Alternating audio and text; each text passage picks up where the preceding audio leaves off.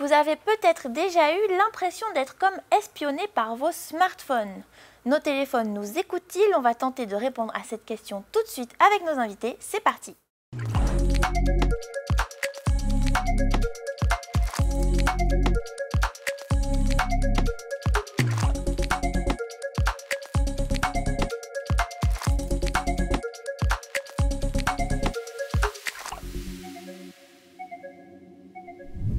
Yorana Ludwig.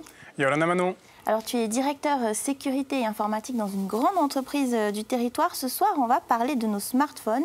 On a parfois l'impression d'être un peu espionné. Il suffit qu'on ait une conversation, je ne sais pas, sur le dernier ordinateur qui vient de sortir pour que ça s'affiche dans notre fil d'actualité. Est-ce que notre smartphone nous écoute? Alors ça va déplaire à tous les fans de James Bond. Mais concrètement, nos téléphones ne nous écoutent pas. Ils ne seraient pas en capacité de batterie ou même de stockage, d'avoir des enregistrements permanents, surtout tout au long de la journée. Par contre, nos téléphones réagissent aux besoins et quand on lui demande d'agir. C'est-à-dire que par exemple, avec aujourd'hui les assistants vocaux, Google, Siri ou Alexa, quand on lui pose la question « OK Google », ça le déclenche. Cet enregistrement-là est ensuite retraité par les serveurs de Google. Mais sinon, notre téléphone ne nous écoute pas. Et si on ne dit pas « OK Google », ou OK Siri ou Alexa, le téléphone supprime automatiquement ces petites parties d'enregistrement qui font souvent 10 à 15 secondes. Alors des fois, ça va quand même très très vite. On a une conversation et peut-être 5 minutes après, ça apparaît sur nos réseaux sociaux. Comment on explique cette rapidité comme ça? Alors ça, c'est une question, on va dire, d'algorithme. En fait, aujourd'hui, tous les utilisateurs, quand on va créer un compte Facebook, Instagram, Twitter, peu importe, on a tous ce petit message sur l'application « Veuillez accepter la transmission de vos données ». Au moment où en fait, on clique sur ce message-là, on autorise l'éditeur à collecter nos données et ensuite, lui, les revend. Pourquoi il les revend? C'est parce qu'en fait, l'application, elle est gratuite. Aujourd'hui, l'être humain n'est pas habitué à payer pour utiliser un réseau social. Donc, pour éviter de facturer le réseau social aux utilisateurs, c'est un peu nous le produit du coup, mais au final, ils revendent toutes nos données. Donc ça va être les vidéos qu'on regarde, ça va être les sites internet visités, ça va être la paire de chaussures que tu préfères pour aller ce week-end en boîte de nuit, ça peut être n'importe quoi. Ok, je fais un petit peu l'avocat du diable, mais c'est vrai que des fois, il y a des choses dont ça m'est arrivé, c'est arrivé à des personnes de mon entourage dont on n'a même pas parlé, on n'a même pas écrit des choses là-dessus, et ça sort quand même sur nos réseaux sociaux comme si on lisait un peu dans nos pensées d'où ça vient, du coup.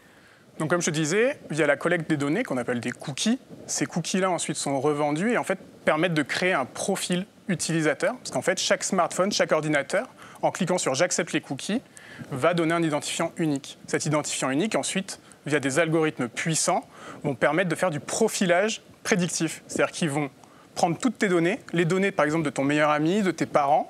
Si vous êtes au même endroit, dans la même localisation, ils sont en mesure de dire « Manon demain va peut-être vouloir partir en Crète ou en Grèce ».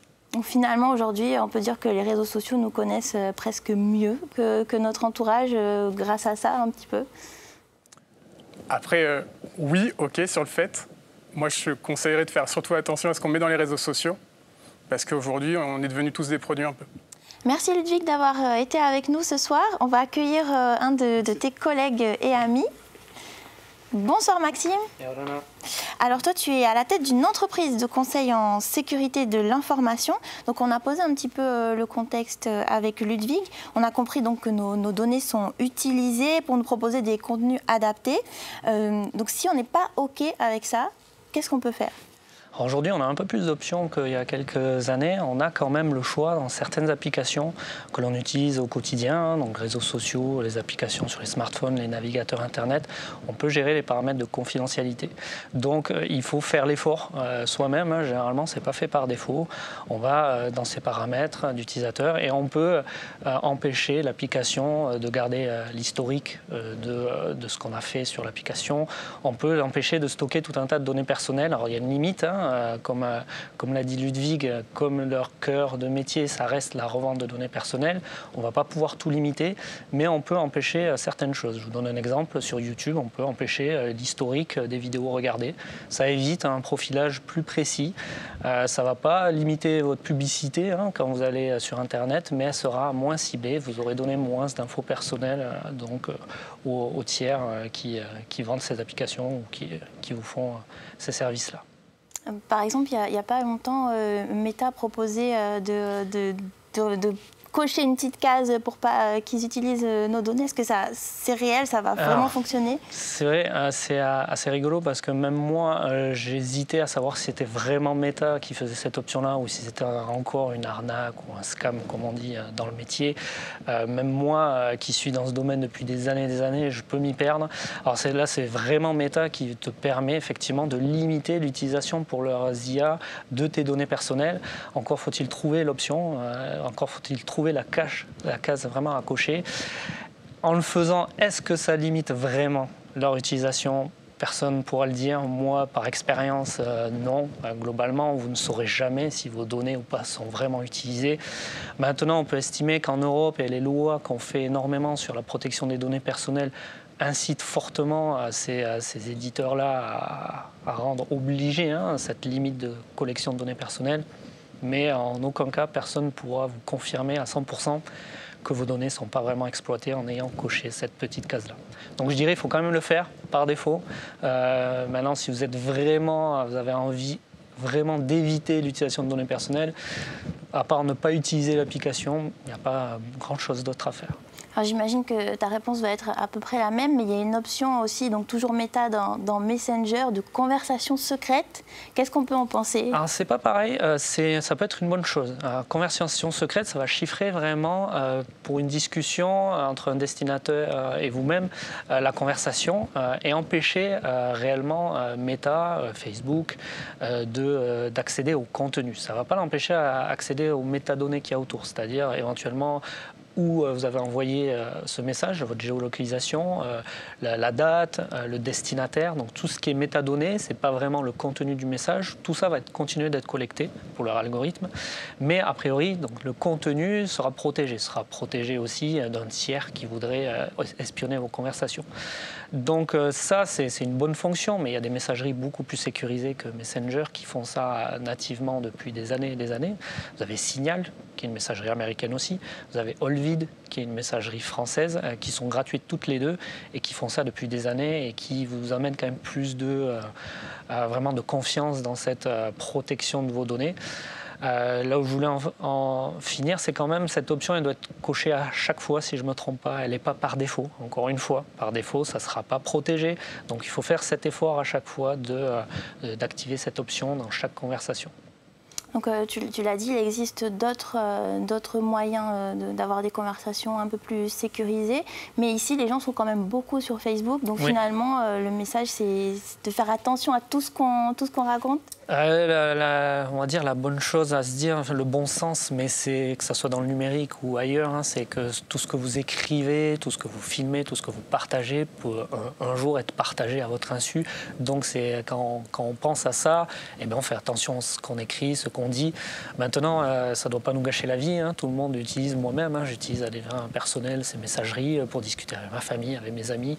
Voilà, maintenant, c'est dans la limite d'un cadre privé, on ne veut pas qu'un tiers y accède, ça on est dans notre droit. Il faut vraiment pousser dans ce sens-là et faire tout ce qu'on peut pour limiter cette fuite de données très personnelles. Ça ne doit pas non plus nous gâcher la vie, ne pas utiliser et rester sur des vieux Nokia 3310 si ça parle encore à des gens. Effectivement, là, on ne peut pas espionner grand-chose, il n'y avait pas grand-chose à faire dessus. Donc on vit dans notre époque, on doit faire attention, garder le bon sens. Un côté, c'est vraiment le message qu'il faut donner, du bon sens dans ce que vous communiquez sur les réseaux. Peut-être toute dernière question, côté entreprise, est-ce qu'il y a vraiment un danger à communiquer via les plateformes de Meta notamment ? Alors ça, oui, par contre, c'est pas du tout la même chose dans la sphère privée que la sphère de l'entreprise. Et là, c'est vraiment mon vrai métier, c'est ça. Dans l'entreprise, un des premiers usages, c'est de ne pas mélanger le personnel et le pro. Parce qu'un des dangers, c'est qu'en tant que personne, vous êtes beaucoup plus vulnérable si, en piratant vos accès, on peut ensuite pirater les accès d'une entreprise. C'est un biais qu'on utilise énormément dans ce qu'on appelle l'ingénierie sociale. On manipule les gens, tout simplement. On essaye de les arnaquer, de les manipuler. C'est beaucoup plus simple de manipuler les gens et de leur soutenir des infos s'ils mélangent leur sphère pro et perso que d'essayer d'attaquer des systèmes ultra protégés, d'aller chercher des vulnérabilités. Donc pour conclure, en fait, si vous mélangez ça, vous utilisez des outils qui sont grand public pour échanger des données professionnelles, le jour où vous êtes ciblé par des attaquants, des cybercriminels, c'est beaucoup plus simple pour eux de compromettre ces outils-là que des outils professionnels qui sont vus pour un niveau de sécurité supérieur. Écoute, merci beaucoup pour ces réponses. Merci d'avoir été avec nous ce soir. Avec plaisir. Avant de se quitter, on va faire un tour du côté de l'actualité technologique à l'international.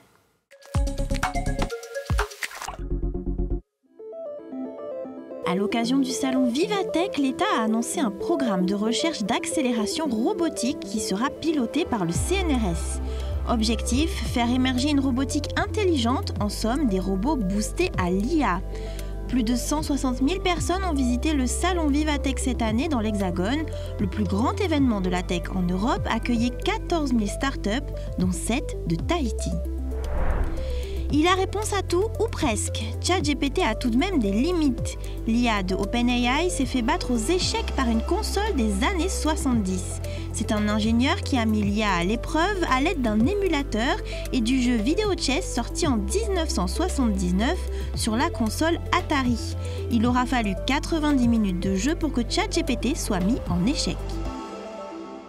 Merci d'avoir suivi cet épisode de Métafénois. On se retrouve la semaine prochaine. En attendant, restez connectés.